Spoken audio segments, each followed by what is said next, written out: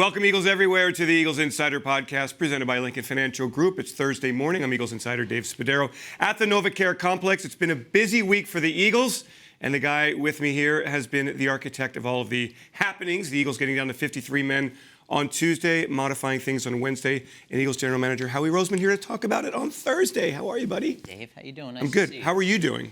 It's a tough week. Yeah, it's a tough week, but it's been a good preseason. It's been a good training camp, and really excited about getting started next week. You addressed the 53, the first 53, on Tuesday. Since then, there have been some changes. Ian Book, quarterback, now with the Eagles. Jalen Reagor, now with the Vikings. Please explain those two moves. Well, we're always looking for quarterbacks. No more important position maybe in sports than the quarterback position. We spent a lot of work doing all those guys in the draft, and felt like it was an opportunity to bring Ian here. Get our hands on him. We have exceptional coaches of the quarterback position, and just kind of go from there. He's a big-time winner in college. He's accurate. He throws with anticipation, and so we'll just bring him into the system and see what he does. Big, strong winner, like good arm, like a mobile guy, right? Yeah, he's a mobile guy. He's a good athlete. I think when you talk about Ian, you're talking about the accuracy, the anticipation, the football instincts to make big plays out of stuff. And then, he's got to prove it in the NFL. So he had to start last year in a tough situation, in a COVID situation, and I'm sure, he'd like that kind of back. But he's a guy that we felt like we knew really well going into the draft process, had our eye on, and, again, it's all what he does with this opportunity. How you traded Jalen Reagor, explain that decision. I know it's tough for you to say goodbye to guys. Yeah, and I mean, obviously, it didn't work out for us the way we hoped and wanted to, and that's my responsibility at the end of the day. And I look at everything we do, and I look at it a critical eye, and I try to get better. I know I can continue to improve, and for Jalen, I think for him and his career, probably best to give him a shot somewhere else. And the value had to be right for us to be able to do that. When the value got to a point where we felt it was fair, we pulled the trigger on the trade. He was having a good camp, and he does have a lot of talent. He's still 23 years old. But where he was, we felt like this made sense. 2 draft picks come to Philadelphia. So I want to talk about that a little later on, acquiring more assets. It's amazing. Immediately, when you look at the roster of 4 wide receivers and punt returners, so fans would have questions about those 2 positions. Well, I think, first of all, when you look at the roster, the way we look at the roster is we don't look at it as just 53 guys, right? We have 70 with Matt Leo being the 70th. And so you have the flexibility to elevate guys 3 times during the year. And so, you still have those guys at your disposal. We have 3 more guys on the practice squad at wide receiver. We have Britton, we have Dion, and we have Devin. And so we view it like we have 7 receivers on the roster. And obviously, without getting into specifics, some guys on our roster have returned punts in the past, and we still got a week and a half before the first game, and we're still looking. We're still looking at every position and trying to upgrade the team and trying to get better, and that work never stops. You're always looking. Do you step back and just look at the roster and go, okay, we have really made progress here, or we really need to get that better? Like, how do you look at the roster from a big picture standpoint? I think, Dave, anytime you get content, you get your ass kicked. Am I allowed to say ass kicked? Yes. I'm saying ass kicked. And so I don't know that we ever feel that way about anything like, this is good enough because something happens and you have to have the next man up philosophy. So, I feel like we're a better football team. We're a better culture than we were when we ended the season last year, which is a great credit to our football ops staff, the building as a whole, and certainly our coaching staff, because that comes through hard work. And so that happened. But that doesn't guarantee anything. That doesn't guarantee any wins. And so we got to continue to work hard. We got to continue to look for players that can help our football team. And that doesn't stop. 5 draft picks, 3 undrafted rookies, 8-man rookie class. Tell me what you saw from the draft picks and then the 3 that the Eagles fans may not know a lot about who were not drafted. Yeah, I think you start with Jordan Davis, and obviously phenomenal physical specimen when you talk about what he has, the tools in his body. We talk a lot about tools in his body. And you see the things that he does well, and you see the things that he can improve on too, and you remind yourself this is a rookie player who has some areas that we can improve, and a lot of faith in our defensive coaches to get it out of him. Cam, obviously Jason Kelce is someone we want here. We hope he plays 10 more years. What a phenomenal player in person, one of the best all time. And But Cam getting that experience was good for him. You know, his ability to lead that O-line from the center position. You see his athleticism, but he's a guy too. You know, in his rookie year, there are things that he can work on to get better. Nakobe in his role, he's really the third linebacker right now behind Kazir and TJ, who had phenomenal camps and off seasons. And we know he'll be ready to play when he gets the opportunity to do that. And then you go from there and you talk about Tyron and his role that he'll have on special teams and his explosiveness, but the things that he can do to develop. And then Grant, who was in a very close battle for that third tight end spot, and what he can do and the things he can work on. Proud of our undrafted free agents. Those guys, you know, really, they start from the back and they made their way to the front of the line. And that comes from hard work and a great tribute to our scouts and our coaches. With a personnel department, Howie, that I don't know if people can really identify with all the changes that you went through, credit to getting everybody organized and really attacking that post-draft period. Yeah, you know, obviously we lost 4 people from the time the season ended till really the time we went to rookie minicamp, and all those people are really good at their jobs. That's why they got promoted, and people stepped up. I thought we really came together, and sometimes in those moments, you know, you find people on your staff that embrace that challenge to kind of come into a bigger role. And I thought our guys did a great job, and we brought in a couple of new guys here that I'm really excited about, and I think have done a really good job for us. People in new roles, and obviously that's got to play out over time. You mentioned the other day that offensive line was the most difficult group to sort through because of the depth. You've always been about building from the inside and moving out. Can you explain that philosophy? Yeah, you can't be a good football team if you're not strong along the lines of scrimmage. You know, you just can't. And I think when you are good on the O-line and D-line, it just gives you a chance to be a good team. And I always say, if you're really strong on O-line, D-line, it just gets you to a point where then you can ascend from there. And it doesn't mean it's the only thing. Obviously, we have to have great quarterback play. We want to have weapons. We want to be able to cover people. So I think that it's just, when we talk about it, it's like a foundation. It's like when you build a house. You need that foundation. You can't build a house without a foundation. I've never built a house. Maybe you have. No. But I'm pretty sure you can't do it without a foundation. And so that is the foundation of our team. And I know, you know, it's probably frustrating at some points that we're so over the top about it, but you have to stand for something. And for us, that's what we stand for. And I think when you look at that group, we were never content going, all right, we have 9 guys we like, we have 10 guys we like, we have 11 guys we like. We're like, let's keep adding to it. And I think it's on both sides of the ball, O-line and D-line, you know, those edge guys, you know, we consider them defensive ends. So we went really heavy there. We got, at this moment, I think we got 22 guys on the roster that we consider O-linemen and D-linemen, and we're proud about that, and we're consistently looking for those guys. So it's hard to get rid of those guys because you know everyone in the league is looking for them. If we can go through some positions, please. Sure. Wide receiver as a group, your thoughts?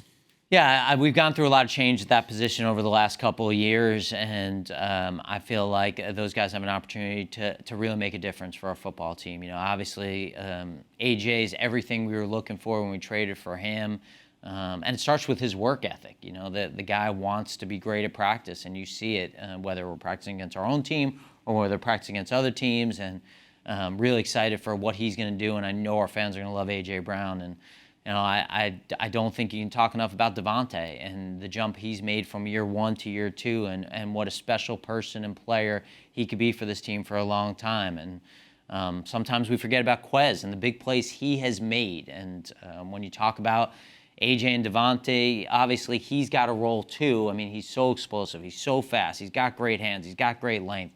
And he's primed for a really good year in year 3. And then you got Zach, who's just...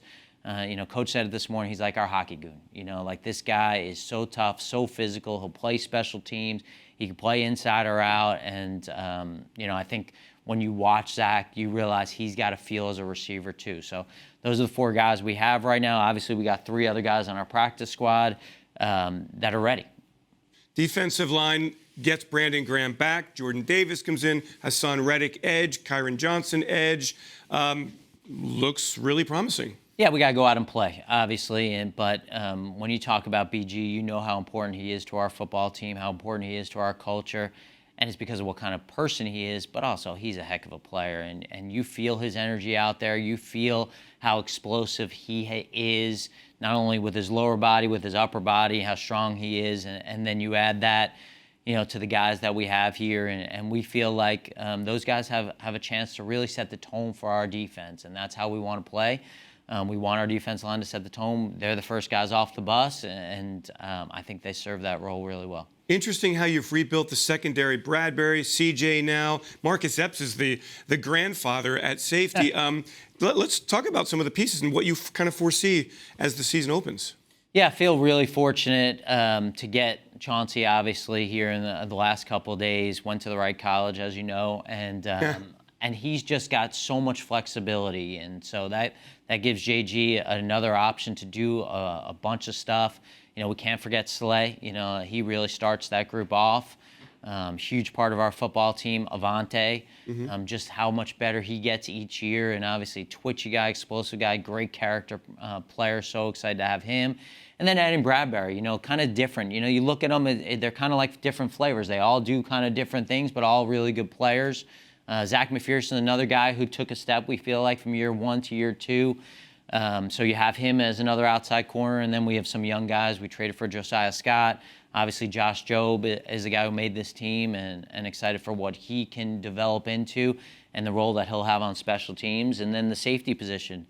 We have a lot of confidence in Marcus Epps, and I can't wait for our fans to get that same confidence. I know that's been a position that people have been asking about, but we've always felt like we have a really good player in Marcus Epps, and adding Chauncey, and then what Kayvon does on special teams, and really how he got better through training camp. I said to him, like, couldn't we have started training camp like this, And then Reed, Reed's a guy, an undrafted free agent who just kept making plays, kept being around the ball. I have to mention, you mentioned earlier TJ and Kazir. Again, Kazir kind of late in free agency, people not really that jazzed about him. And then they see him play, and it just seems like a great fit. He and TJ and the steps that TJ's made, playmaker's a linebacker. Yeah, obviously, like, we want to see that during the regular season, but Kazir's a guy that we always liked. We liked him in the draft process, and as free agency goes, it's not that we didn't want to sign him early, but we're trying to balance everything, and he's trying to balance everything. But this is a Philly kid. This guy loves football, and I think people think safety to linebacker finesse. But I will tell you, you just have to pull up a clip, and we could do it. You could put it for our fans. You watch him take on a pulling guard, and there is shock in his hands. Like, he's got explosiveness.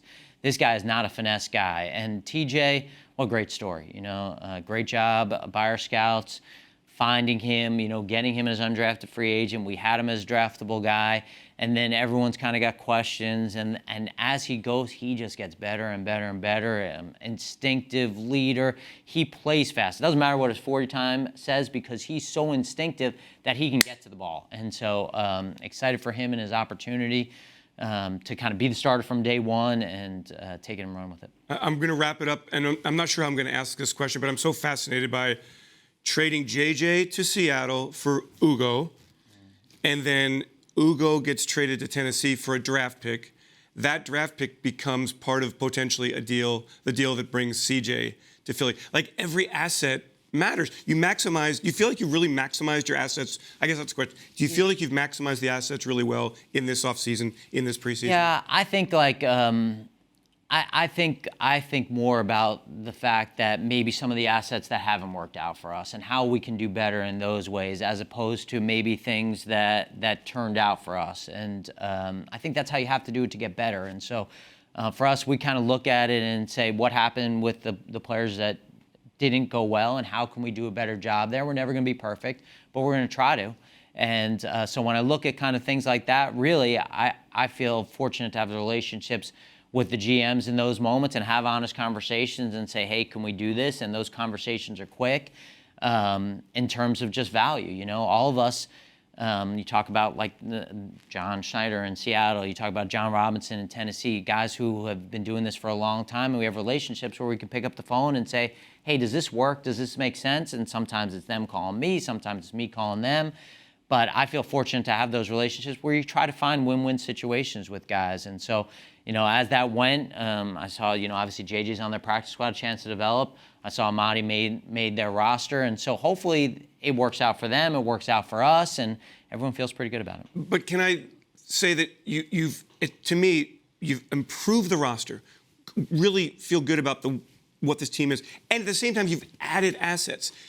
right? Like, it's not all in, hey, we're throwing in all of our future assets. We're not in a position where we feel like all our chips are in the middle of the table. We feel like we're trying to have sustained success here, and so the way you do that is you kind of balance the short term and the long term. And whenever I feel like, are we doing too much in the short term?